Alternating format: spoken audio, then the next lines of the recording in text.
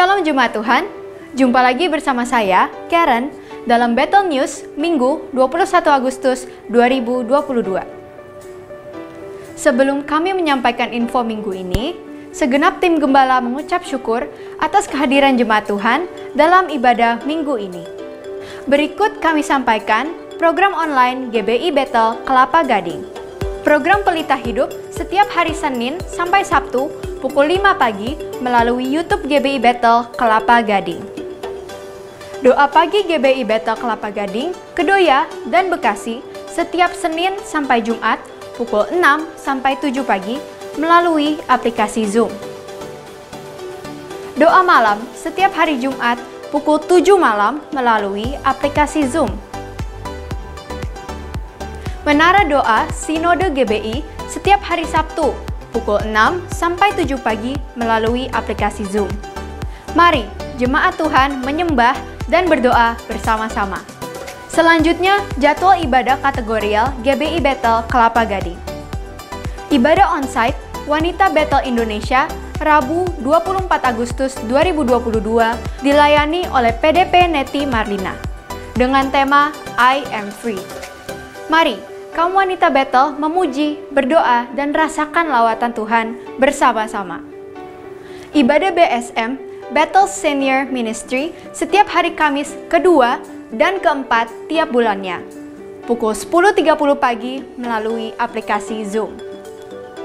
Ibadah onsite, gabungan Battle Youth dan Battle Teens diadakan tiap minggu pertama dan ketiga setiap bulannya, pada hari Sabtu pukul 5 sore. Mari anak-anak muda bergabung dalam ibadah ini dan kita akan mengalami Tuhan bersama-sama. Ibadah Battle Kids setiap hari Minggu melalui YouTube channel GBI Battle. Ibadah Raya Onsite GBI Battle Kelapa Gading 28 Agustus 2022, ibadah pukul 7.30 dan 10 pagi dilayani oleh Pendeta Julius Ishak Abraham dengan tema Menjadi Berkat bagi Masyarakat.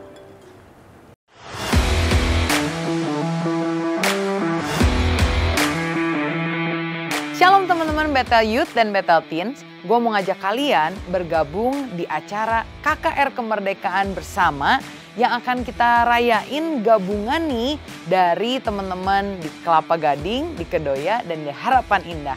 Kapan waktunya? Catat ya, tanggal 21 Agustus jam 5 sore hanya di GBI Kelapa Gading. Cannot wait to see you dan pastiin kalian hadir, kita rasakan hadirat Tuhan bersama-sama. God bless you. Ditunggu kehadirannya. Bersama kami, See you.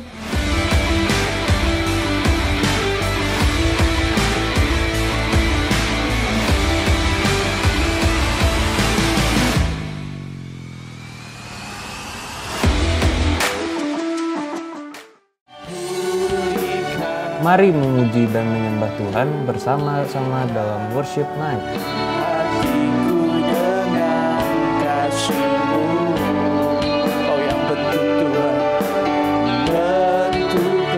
Yang diadakan pada Kamis 25 Agustus 7.30 malam, live on YouTube channel GBI Battle, disertai renungan malam bersama Pendeta Dr. Ruby Nadi Abraham.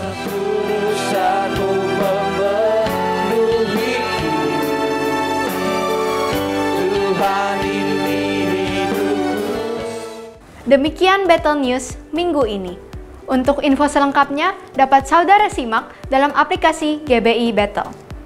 Saya Karen, sampai jumpa, selamat berakhir pekan, dan Tuhan Yesus memberkati. Selamat pagi saudara sekalian, Salam. Saya berharap kita yang mengikuti ibadah hari ini selalu dalam perlindungan Tuhan. Kita harus tetap percaya bahwa Tuhan selalu ada dan Dia tetap berkuasa dari dulu, sekarang, dan selama-lamanya.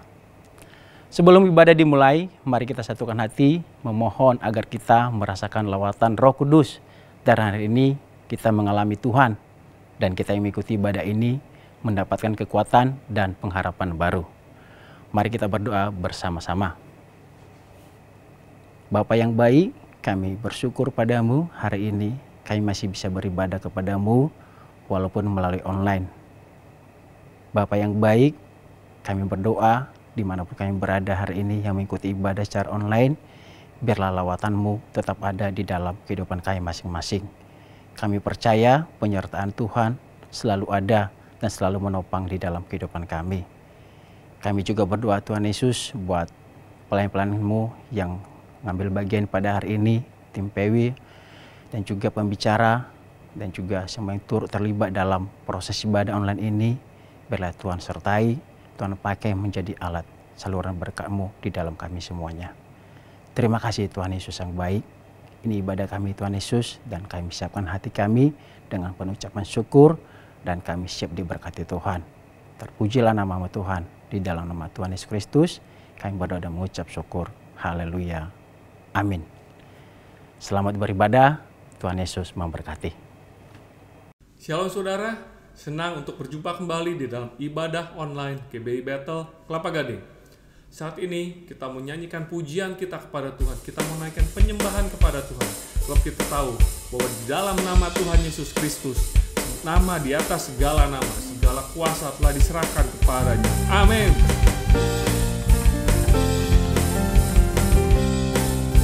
Sebab hanya Engkau ya Tuhan Yesus yang namanya penuh dengan kuasa.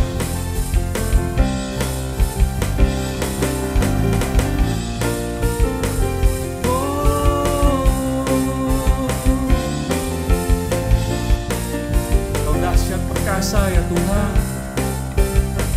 namanya Tuhanku, menara yang teguh, kota benteng perlindunganku, Allah yang perkasa, Dia Bapa yang kekal, gunung batu keselamatanku.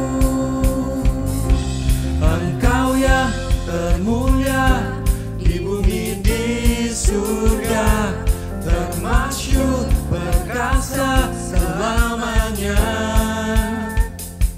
Engkau yang berkuasa di dalam segala hal, ada kuasa dalam nama Yesusku. Nama di atas segala nama, nama Tuhan Yesus. Sama-sama kita katakan sekali lagi. Namanya Tuhan, menara yang teguh, kota benteng perlindunganku,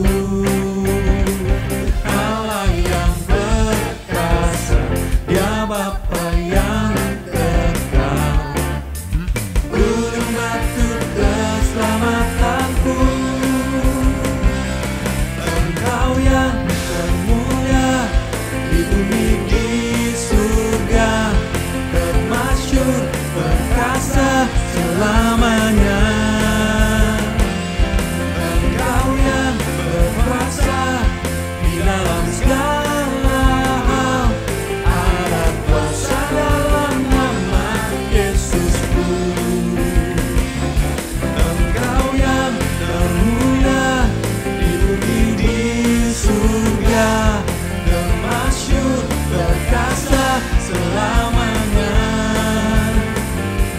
Engkau yang berkuasa di dalam segala hal, ada kuasa dalam nama Yesusku. Amin Tuhan. Sebab padamu ya Tuhan Yesus, nama di atas segala nama, segala kuasa telah diletakkan, diserahkan kepadamu. Sama-sama kita katakan.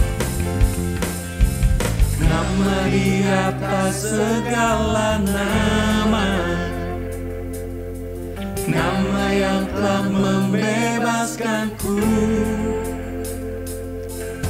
Segala kuasa tunduk pada nama itu, Yesus Tuhan segala Tuhan. Nama di atas segala nama, nama yang telah membebaskanku. Segala kuasa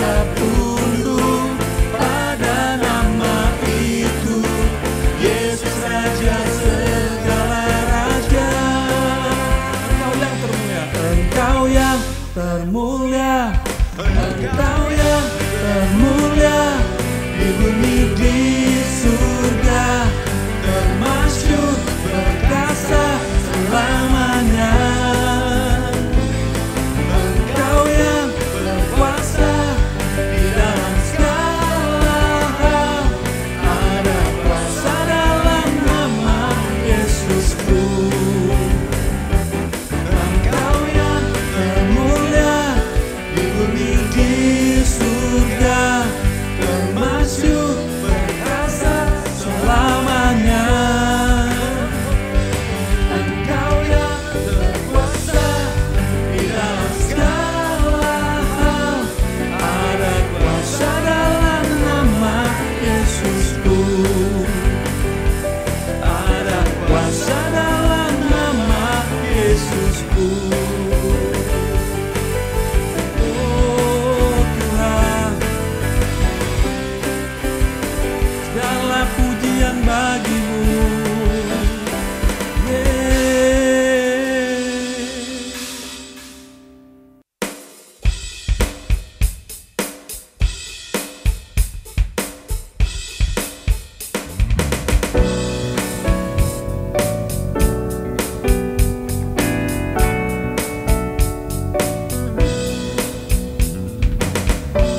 Kami menyanyikan pujian kami lebih lagi kepadamu ya Tuhan. Engkaulah kekuatan bagi kami Tuhan. Meskipun musuh di depanku, rintangan menghadang langkahku, ku tahu sungguh Engkau bersamaku.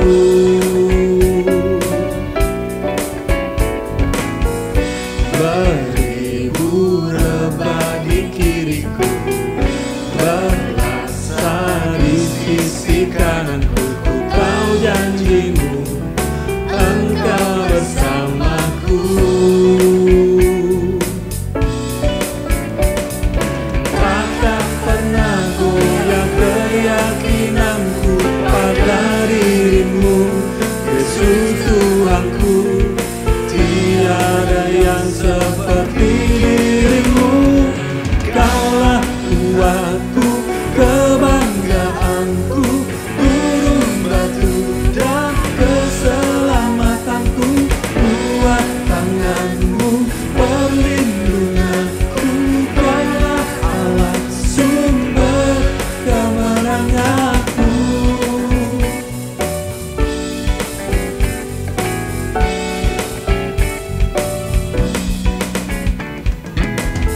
Meskipun musuh di depanku, rintangan menghadang langkahku, ku tahu sungguh Engkau bersamaku.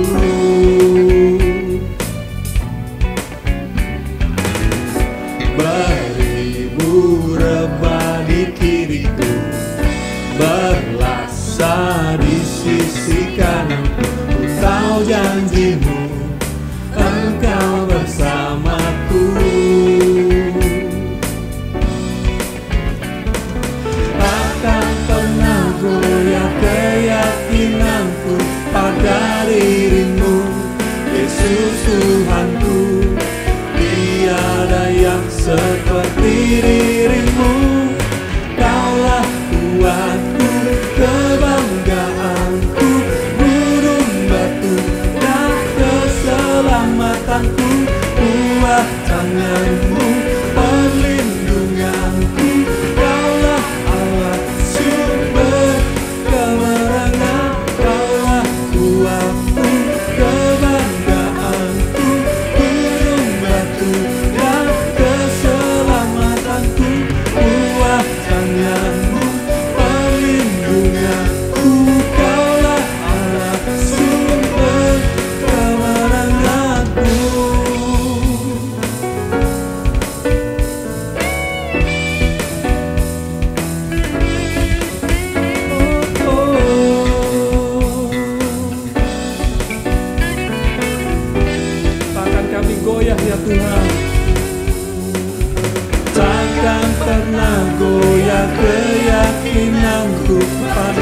dirimu, Yesus Tuhanku.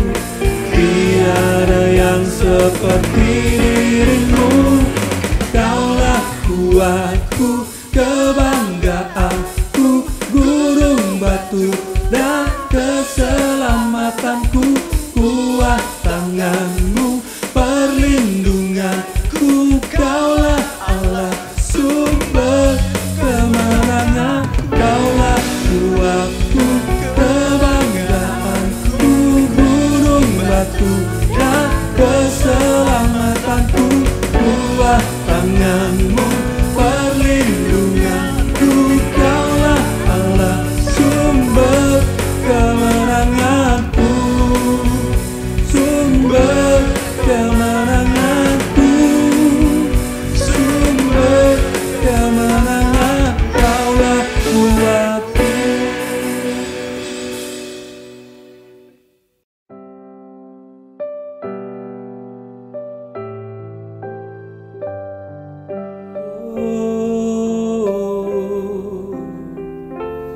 Dalam segala kesakrahan kami ini berharap kepadamu ya Tuhan. Sebab hati kami percaya bahwa Engkau Allah kami, sungguh dahsyat dan hebat bagi kami Tuhan.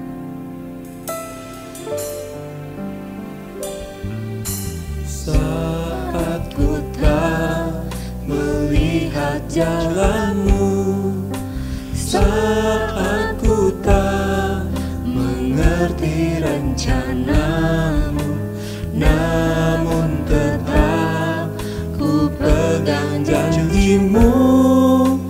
Pengharapanku hanya padamu.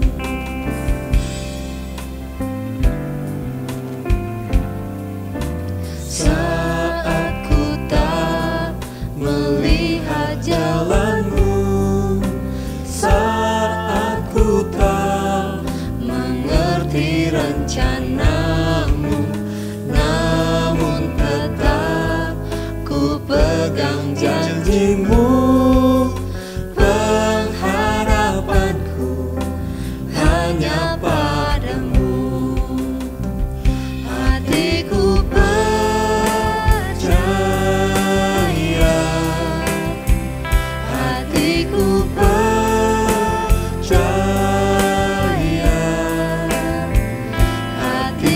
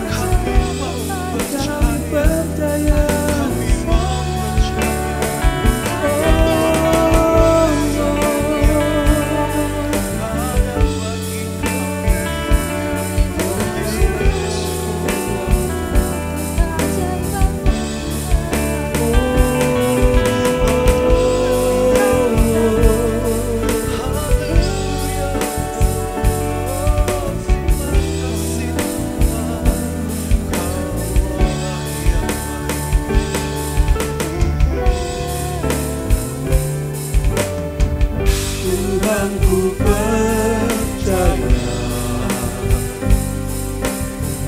tanganmu menjaga, yang berharap kepadamu takkan kau biarkan. Tuhan, ku percaya janjimu setia, tetap ku hidup bagimu sampai selamanya.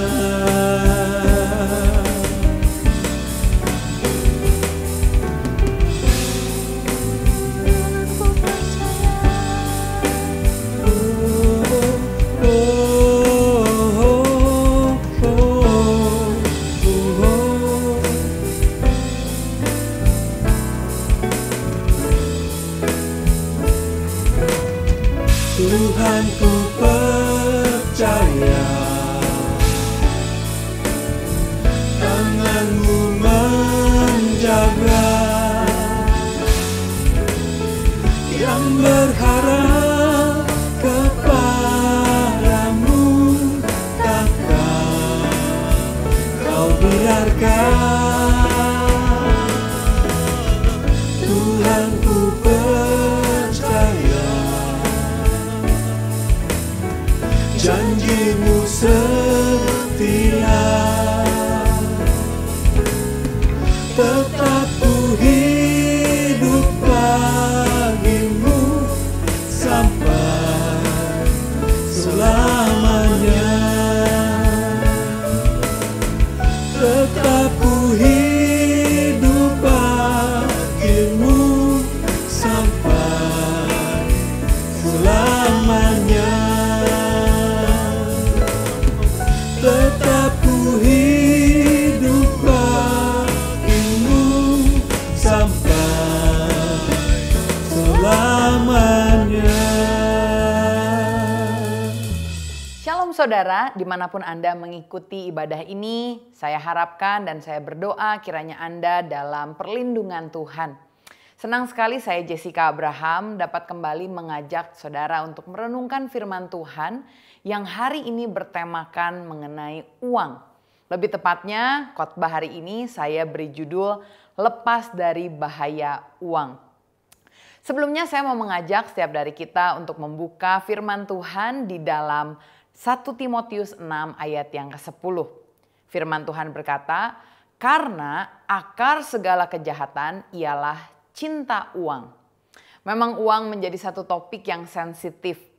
Uang sendiri mungkin sebuah benda mati yang tidak punya kekuatan.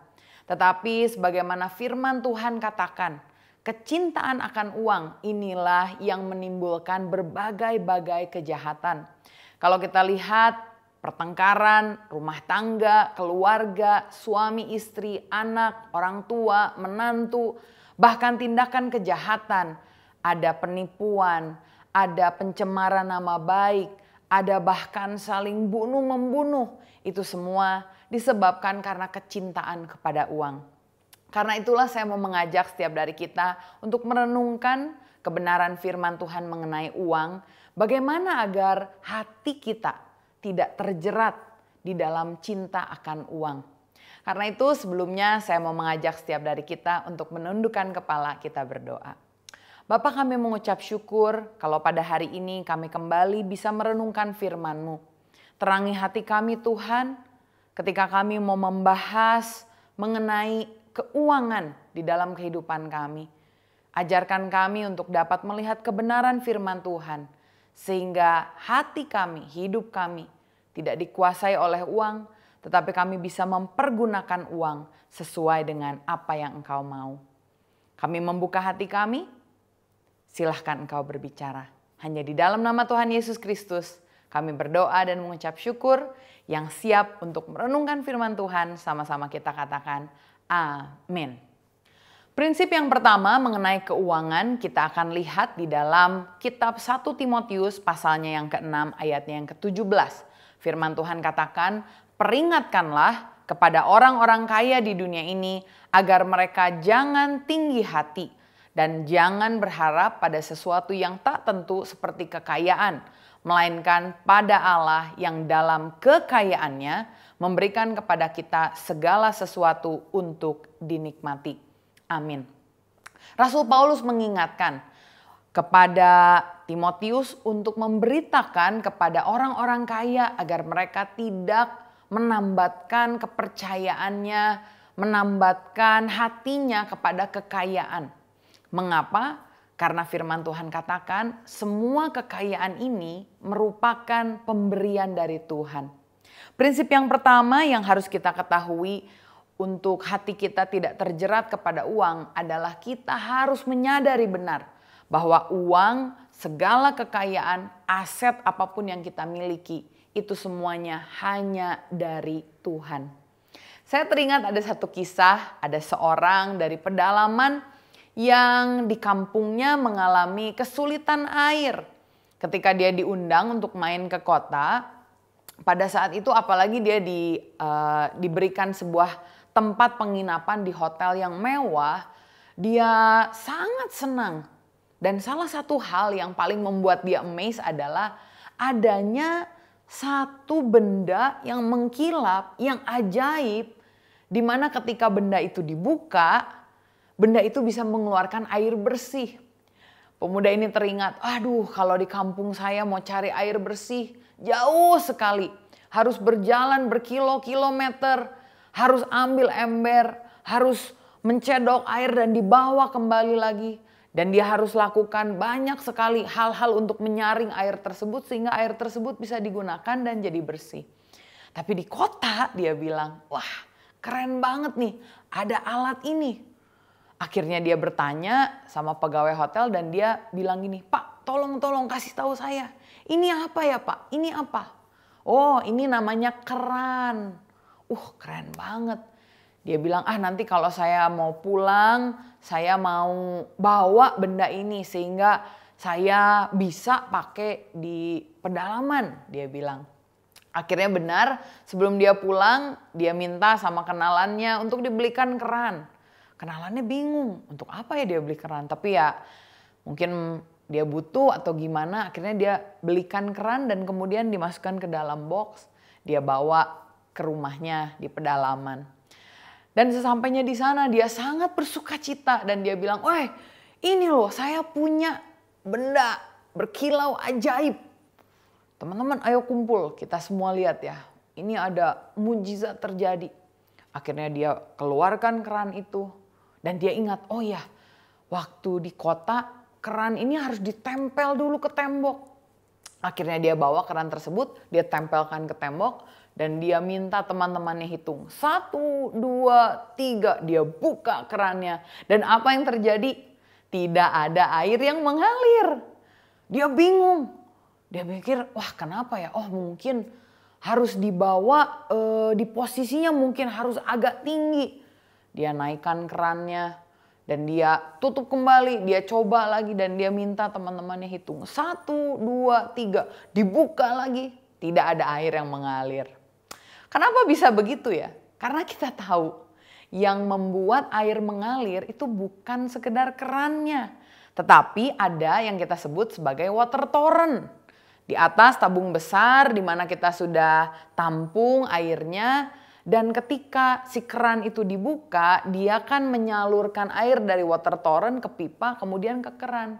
Dan kita tahu air itu didapatkan bukan hanya dari keran saja. Ilustrasi ini menggambarkan tentang pengertian kita mengenai berkat. Di dalam kehidupan kita, jenis keran bisa berbeda-beda. Ada mungkin orang yang kerannya usaha bisnis. Ada orang yang kerannya berupa gaji pokok setiap bulan. Ada orang yang kerannya mungkin komisi dari sales atau dari marketing dan sebagainya. Dan kita sering berpikir bahwa keran-keran inilah yang memberikan kita uang, yang memberikan kita aset. Sehingga ketika keran kita ditutup oleh orang lain, mungkin ada tender yang harusnya menjadi milik kita tapi diambil sama orang lain. Ada sales yang harusnya closing oleh kita, ternyata diambil sama teman marketing kita dan kita menjadi marah. Ingat, itu hanya keran. Ingat bahwa water torrent-nya itu bukan berada di bisnis atau usaha saudara. Kita perlu ingat bahwa apa yang kita terima semuanya berasal dari Tuhan. Karena itulah kita perlu melihat kalau hati kita menjadi panas, hati kita menjadi sebal, menjadi kesal, jadi benci sama orang yang kita anggap menutup keran kita, mengambil keran kita. Marilah kita sadari bahwa Tuhanlah pemberi segala kekayaan kita. Sehingga di dalam kehidupan kita benar-benar bukan hanya harus mengejar, kita tidak boleh mengejar kerannya, tetapi kita harus mengejar Tuhannya. Jangan kita sama seperti pemuda tadi, mengangkat keran kita tinggi-tinggi dan kita pamer keran kita. No, kita harus ingat bahwa itu merupakan saluran yang Tuhan berikan dalam hidup kita. Bahkan di dalam Ulangan 8 ayat 17-18 firman Tuhan berkata, "Janganlah kau katakan dalam hatimu, kekuasaanku dan kekuatan tanganku lah yang membuat aku memperoleh kekayaan ini. Tetapi haruslah engkau ingat kepada Tuhan Allahmu, sebab Dialah yang memberikan kepadamu kekuatan untuk memperoleh kekayaan dengan maksud meneguhkan perjanjian yang diikrarkannya dengan sumpah kepada nenek moyangmu seperti sekarang ini."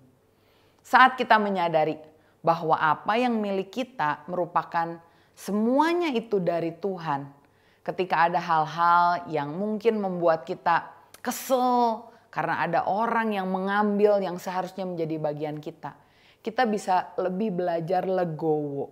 Karena kita tahu apa yang telah menjadi milik kita, kalau Tuhan telah berikan kepada kita, tidak ada orang yang dapat mengambilnya. Kalau hari ini saudara sedang ada dalam sengketa, dalam pertengkaran hanya karena uang, mari kita minta ampun sama Tuhan dan ingat sekali lagi bahwa uang, kekayaan yang kita miliki itu semua daripada Tuhan. Sementara hal kedua, prinsip bagaimana hati kita tidak melekat pada uang.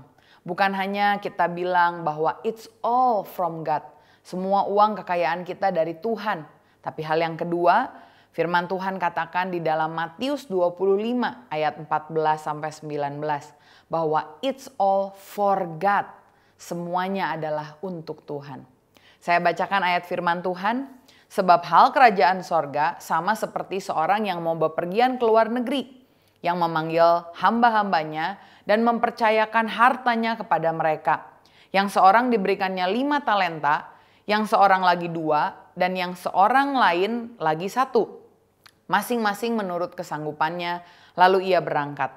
Segera pergilah hamba yang menerima 5 talenta itu. Ia menjajakan uang itu lalu beroleh laba 5 talenta. Hamba yang menerima 2 talenta itu pun berbuat demikian juga dan berlaba 2 talenta. Tetapi hamba yang menerima 1 talenta itu pergi dan menggali lobang di dalam tanah, menyembunyikan uang tuannya. Lama sesudah itu pulanglah tuan hamba-hamba itu lalu mengadakan perhitungan dengan mereka. Kalau saya boleh tanya, siapa sih orang yang paling keren, yang paling suka gonta-ganti mobil mewah? Tahu jawabannya? Jawabannya adalah tukang valet parking. Orang yang suka ada di mall-mall atau mungkin di gedung yang cukup sibuk, yang standby berdiri nunggu kalau ada customer datang pakai mobil, dia yang akan bantukan parkirkan mobilnya. Dan tentu mobil yang dia parkirkan berganti-ganti terus. Tergantung customernya, apakah mungkin naik mobil Lamborghini, Avanza, atau mungkin Ferrari, atau mungkin Innova dan yang lain-lain. Tapi dia mengerti dan dia tidak sombong. Ketika dia nyetir mobil Avanza, dia nggak jadi minder. Oh, karena saya biasa nyetir Ferrari. Atau ketika nyetir Lamborghini, dia bilang saya nggak jadi sombong. Karena kenapa? Dia tahu itu bukan punya dia. Itu hanya sementara. Seringkali kita dalam hidup kita, apalagi di zaman sosial media seperti ini, menganggap bahwa kekayaan kita itu adalah milik kita yang harus digunakan untuk kepentingan kita. Yang semuanya haknya adalah milik kita. Tapi kita lupa bahwa sebetulnya apa yang kita miliki suatu saat kita harus pertanggungjawabkan kepada Tuhan. Sama seperti ayat yang tadi bilang bahwa Tuhan akan datang kembali. Tuhan yang tadi akan datang kepada hamba-hambanya dan Tuhan akan datang kepada kita untuk memintakan perhitungan. Jadi jangan kaget kalau suatu kali Tuhan akan tanya, apa yang kamu telah perbuat dengan uang kekayaan yang telah saya berikan kepadamu? Jangan sampai kita nggak bisa jawab. Jangan sampai kita seperti hamba yang mungkin menyembunyikan, tidak melipat gandakan uang tersebut. Tetapi biarlah kita ditemukan menjadi hamba yang setia. Orang mungkin suka tanya, Tuhan kok nggak datang-datang sih lama? Tapi sama seperti lagu yang dulu sempat populer. Tuhan juga mungkin nyanyi. Aku hanya pergi untuk sementara. Dan aku pasti kembali pada dirimu. Nah itu ada aku pasti kembali. Aku hanya pergi untuk sementara. Jadi ingat, Tuhan akan kembali untuk mengadakan perhitungan dengan kita. Bagaimana cara kita bertanggung jawab terhadap apa yang kita miliki dan bagaimana kita mengelolanya dengan baik. Saya mau sampaikan satu prinsip sederhana cara pengelolaan keuangan yang sering kali disebut sebagai prinsip 10, 20, 30, dan 40. Kalau kita jumlahkan 10 tambah 20 tambah 30 tambah 40 itu jumlahnya 100. Jadi yang dimaksud dengan 10, 20, 30, 40 adalah persenan. Proporsi dari uang yang kita miliki ketika kita kelola kita bagi menjadi 4 pos. 10%, 20%, 30%, dan 40%. Apa yang kita lakukan dengan 10% yang pertama? Firman Tuhan berkata bahwa kita harus menyisihkan apa yang kita dapatkan 10%-nya untuk kita bawa kepada Tuhan. Firman Tuhan di dalam Maleaki pasalnya yang ketiga ayat 8-10 firman Tuhan berkata, bolehkah manusia menipu Allah? Namun kamu menipu aku. Tetapi kamu berkata, dengan cara bagaimanakah kami menipu engkau? Mengenai persembahan perpuluhan dan persembahan khusus, kata Tuhan. Kamu telah kena kutuk, tetapi kamu masih menipu aku.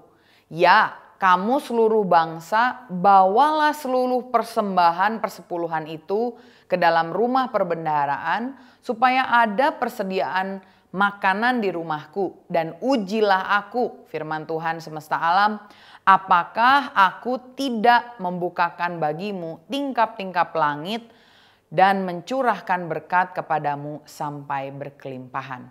Amin. 10% yang pertama kita perlu bawa ke rumah Tuhan sebagai perpuluhan. Seringkali orang bilang gini, itu kan di zaman perjanjian lama, di perjanjian baru kita nggak usah lagi bayar perpuluhan. Apakah betul demikian? Di dalam perjanjian baru konsepnya memang betul kita memberikan bukan hanya 10%, tetapi 100% kehidupan kita untuk Tuhan. Dan saya rasa apa sih buktinya orang bisa memberikan 100% kehidupannya kalau untuk memberikan 10% aja masih komplain, masih marah, masih punya alasan. 10% itu hanya bare minimum, batas minimal untuk menunjukkan bahwa kita benar-benar taat pada Tuhan. Saya percaya kalau 10% kita tidak hitung-hitungan, 10% ini kecil. 10% ini bahkan nanti kita bisa bilang 10% kurang, kita bisa naikkan 20%, 30% dan seterusnya. Karena itu mari kita belajar untuk taat pada firman Tuhan. 10% yang pertama bawa ke rumah Tuhan sebagai persembahan persepuluhan. Tergantung kapan saudara menerima gaji. Kalau setiap sebulan sekali, bawalah sebulan sekali. Kalau menerima gaji setiap closing sales, bawalah persembahan perpuluhan ke gereja Anda setiap kali closing sale. Jangan dicampur-campur. Kalau saudara bilang, saya mau memberikan ke tempat yang lain. Boleh. Tapi jangan diambil dari 10% ini. Prinsip yang sederhana, mulai dengan 10% bawa ke rumah Tuhan. 20% yang kedua kita bisa alokasikan untuk dana investasi dan tabungan. Kalau kita lihat apa sih bedanya investasi dan tabungan? Buat saya bedakan antara investasi dan tabungan menjadi dua kategori. Tabungan dan investasi berbeda di profil resikonya. Kalau menabung, ambillah resiko yang rendah, misalkan deposito, obligasi negara, pasar uang. Sementara untuk investasi, ya meskipun memang ya kita harus hati-hati. Karena kita tahu ada begitu banyak tawaran investasi yang menarik, tetapi tidak bisa dipertanggungjawabkan kebenarannya, bahkan uangnya seringkali dibawa kabur. Karena itu kalau saudara mau berinvestasi, coba cari.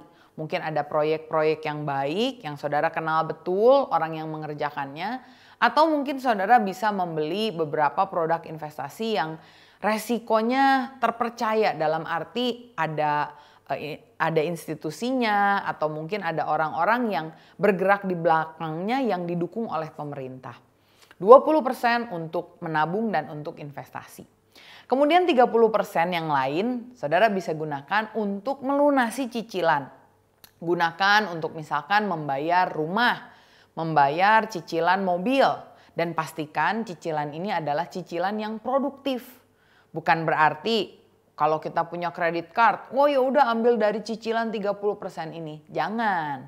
30% ini khusus untuk sesuatu yang sifatnya memang bukan konsumtif, tetapi sesuatu yang dibutuhkan. Ya tadi seperti rumah, atau misalkan mobil, kendaraan, motor, dan sebagainya. Sedangkan kalau untuk mencicil kredit card, kita alokasikan ke 40% yang terakhir bersama dengan pengeluaran kita selama 1 bulan tersebut ya. 40% ini kita gunakan misalkan untuk beli makanan, untuk transportasi, untuk belanja, untuk berwisata. Dan kita harus menjaga agar jumlah yang 40% ini tidak terus membengkak.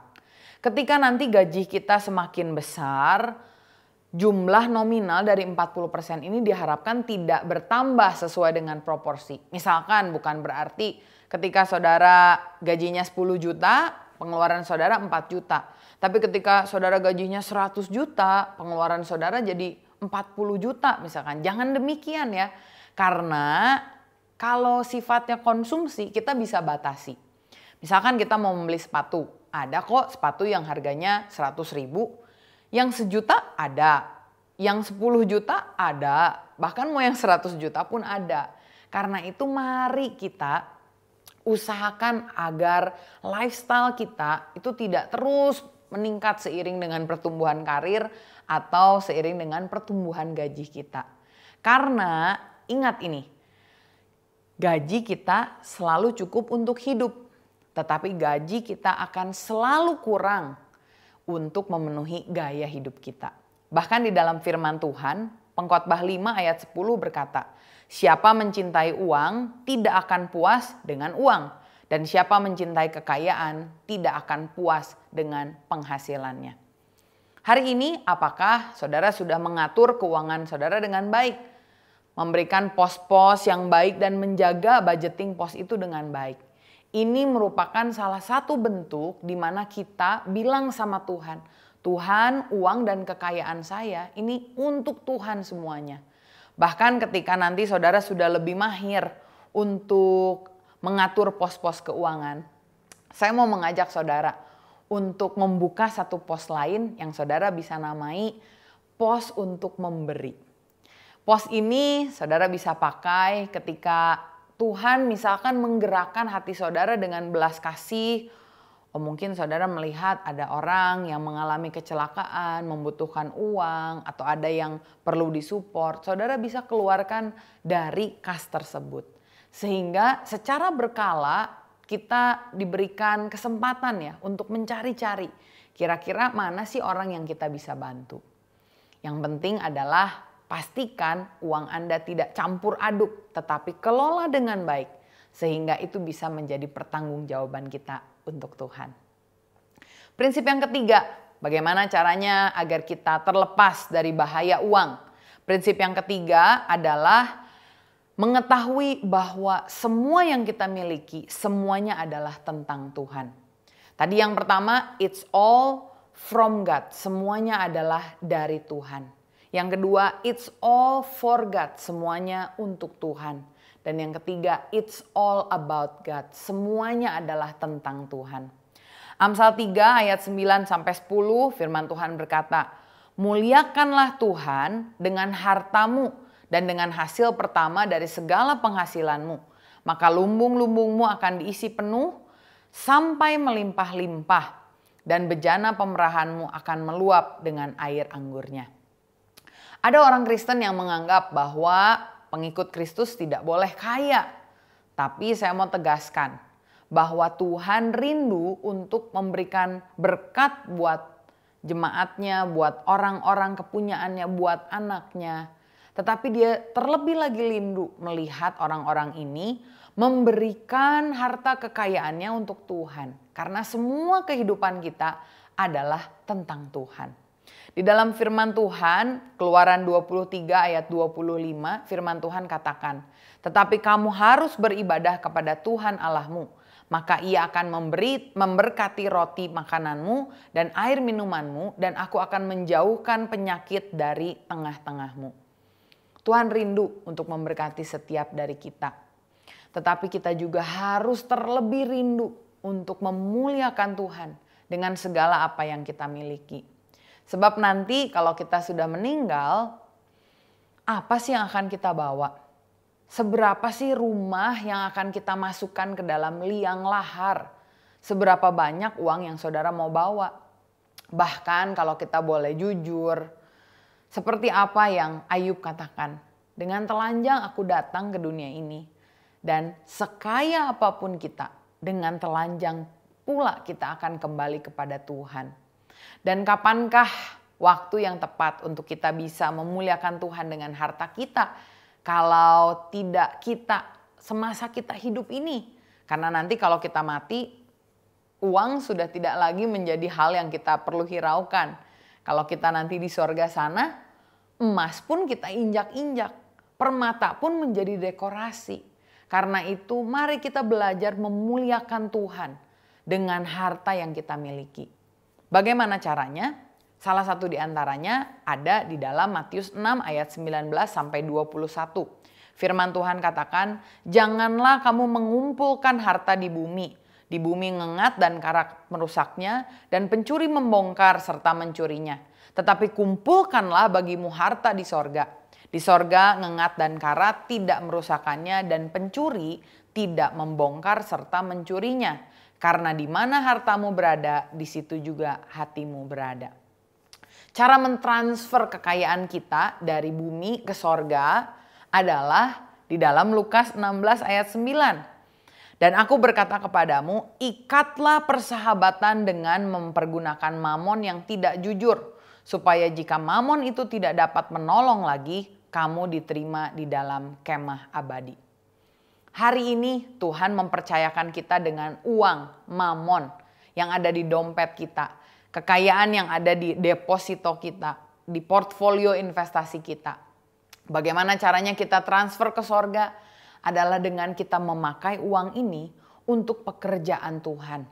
Kita menggunakan uang yang kita miliki untuk membangun relasi yang mempertemukan orang tersebut dengan Tuhan. Saya rasa ini adalah salah satu cara yang sangat efektif. Kalau kita lihat terutama di Indonesia, ada begitu banyak orang yang membutuhkan uluran tangan kita. Kita melihat ada begitu banyak kesenjangan secara ekonomi. Dan inilah yang menjadi tugas kita. Agar di dalam kehidupan kita, kita menjadi orang yang bermurah hati, orang yang generous. Kita menolong mereka bukan untuk kepentingan kita. Tetapi kita menolong mereka agar mereka bisa melihat siapa Tuhan di dalam kehidupan kita. Ada perkataan yang bilang, kalau mau ambil hatinya harus masuk dari mulut dan perutnya. Seringkali ada orang-orang yang memang tertutup hatinya untuk menerima Injil. Tetapi ketika mereka kita bantu, kita berikan makanan yang cukup, kita penuhi kebutuhan jasmani mereka. Bukan tidak mungkin suatu saat mereka membuka hati mereka untuk menerima Tuhan Yesus. Dan saat itulah terjadi transfer harta. Harta di bumi yang sudah tidak berarti lagi diubahkan menjadi harta di sorga, yaitu jiwa-jiwa yang kita menangkan untuk Tuhan Yesus. Ketika kita melakukan hal-hal tersebut, sebetulnya secara tidak langsung kita sedang membuka cengkraman tangan kita. Sama seperti pistol yang ada di dalam tangan kita. Kalau kita genggam terlalu erat, pistol tersebut akan dapat berbahaya.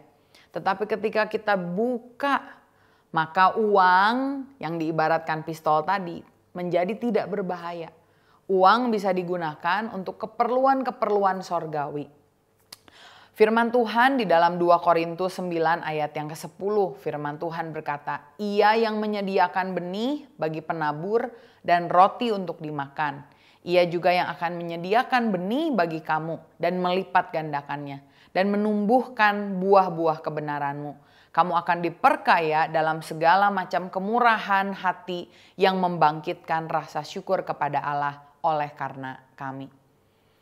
Pesan saya, firman Tuhan berkata, Tuhan memberikan kita roti dan benih. Roti untuk dimakan dan benih untuk ditabur. Jangan saudara salah. Jangan pernah memakan roti dan benih. Karena benih ketika kita makan tidak membuat kita kenyang. Tetapi benih itu diberikan Tuhan untuk kita tabur.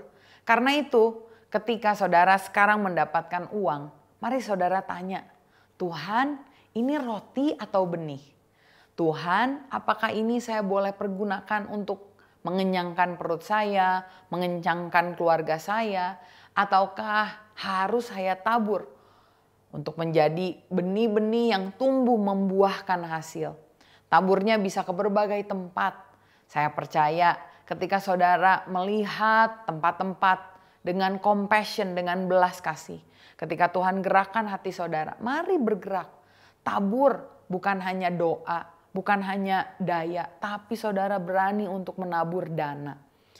Karena kita percaya bahwa uang, aset adalah semuanya milik Tuhan. Tuhan yang berikan buat kita. Tuhan mau kita gunakan untuk keperluan Dia.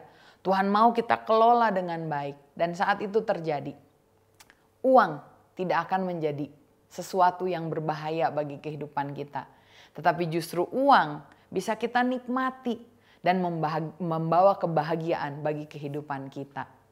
Saya mau tutup dengan satu kisah tentang seorang anak yang dibawa oleh ayahnya sengaja berkunjung ke sebuah desa yang terpencil di mana ayahnya mau membanggakan pencapaian dirinya.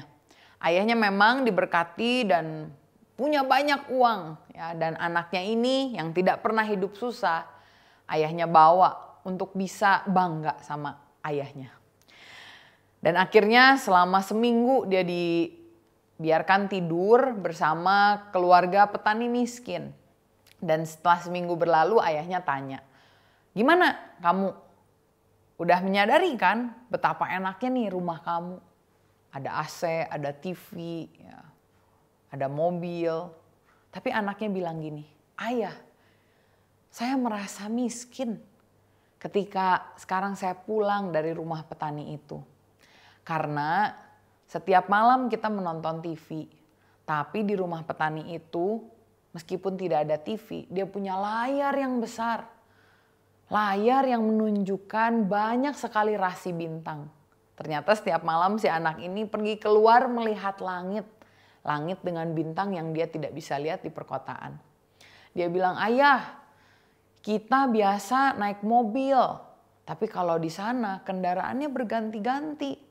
Hari ini naik kuda, besok naik sapi, nanti lagi naik beca. Wah, menyenangkan sekali. Ayah, memang di rumah kita ada banyak kamar mandi, tapi waktu saya ke sana, mereka mandi di satu tempat yang luas. Ada sungai yang mengalir. Kita bahkan bisa terjun di sana, lebih nyaman daripada kolam renang yang kita miliki di rumah. Ayah, walaupun kita bisa makan enak, tapi kemarin saya merasakan sekali Bagaimana ketika saya makan bersama-sama dengan Pak Tani, dengan ibu, dengan kakak adiknya, saya merasakan kehangatan keluarga yang saya jarang rasakan di rumah ini. Meskipun rumah ini banyak makanan, tapi seringkali meja makan yang begitu besar, hanya ada saya sendiri di sana sama Mbak. Mendengar itu ayahnya menjadi sedih dan dia bilang, "Ya nak, kamu benar. Uang memang perlu, tetapi uang bukan segalanya. Money, we need money, but money is not everything." Hari ini kalau saudara sedang kesulitan dalam finance, dalam keuangan, saya mau berdoa. Kiranya hati saudara memiliki sikap yang benar terhadap uang. Dan saat kita memiliki sikap yang benar terhadap uang, kita bisa melihat uang dengan perspektif yang benar. Kita percaya bahwa Tuhan yang mempunyai segala kekayaan bisa memberkati kita, sehingga kita bisa mengelolanya dengan baik, dan kita bisa pertanggungjawabkan di hadapan Tuhan, dan kita bisa berikan semuanya untuk kemuliaan Tuhan. Amin. Mari kita tutup di dalam doa. Bapa, kami mengucap syukur kalau hari ini kami belajar mengenai uang dari Alkitab. Kami mengingat Tuhan, bagaimana uang bisa menjadi sesuatu yang berbahaya, menjadi sesuatu yang memecah keluarga kami. Karena itu Tuhan, kami mau Engkau bimbing senantiasa, sehingga kami tidak salah dalam kami memegang uang, menghadapi uang Tuhan. Kami tahu uang hanya benda mati, tetapi ketika kami menaruh kecintaan kami kepada uang, maka sesuatu yang tidak membahagiakan dapat terjadi. Karena itu ajari kami Tuhan untuk selalu melihat bahwa semuanya uang kekayaan kami adalah dari Engkau. Bahwa semuanya uang dan kekayaan kami adalah untuk kami pertanggungjawabkan di hadapan-Mu. Ajar kami untuk dapat mengelola dengan benar. Dan ajar kami untuk dapat melihat bahwa semuanya uang dan kekayaan kami hanyalah untuk kemuliaan-Mu. Terima kasih Bapa, kami hanyalah hamba-hamba-Mu, pengelola apa yang Kau percayakan kepada kami. Kiranya Engkau menemukan kami sebagai hamba yang baik dan yang berkenan dan yang menyenangkan Engkau. Terima kasih Tuhan Yesus.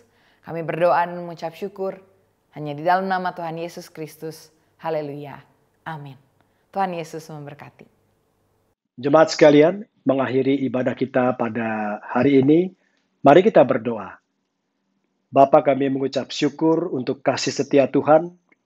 Terima kasih kami sudah boleh dikuatkan oleh firman-Mu. Tuhan baik buat setiap kami.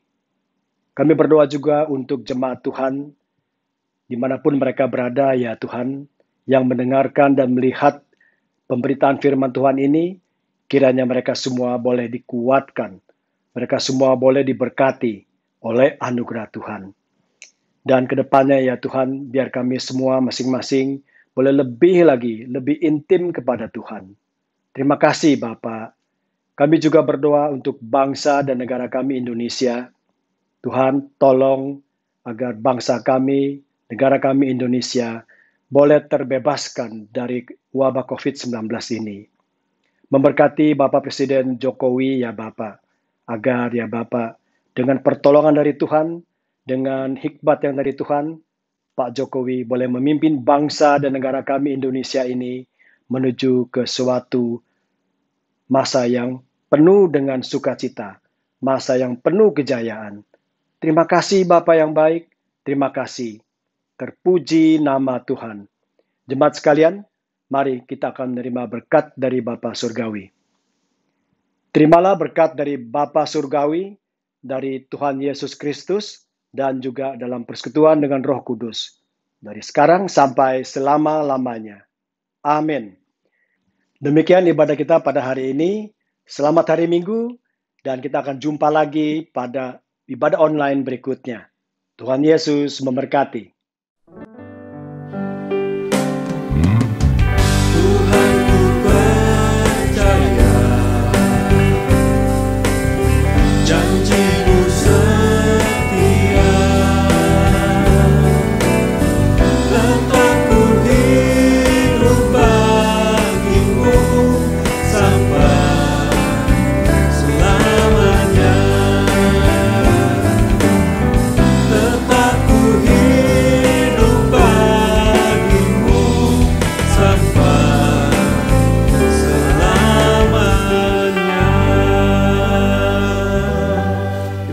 telah selesai. Tuhan Yesus memberkati.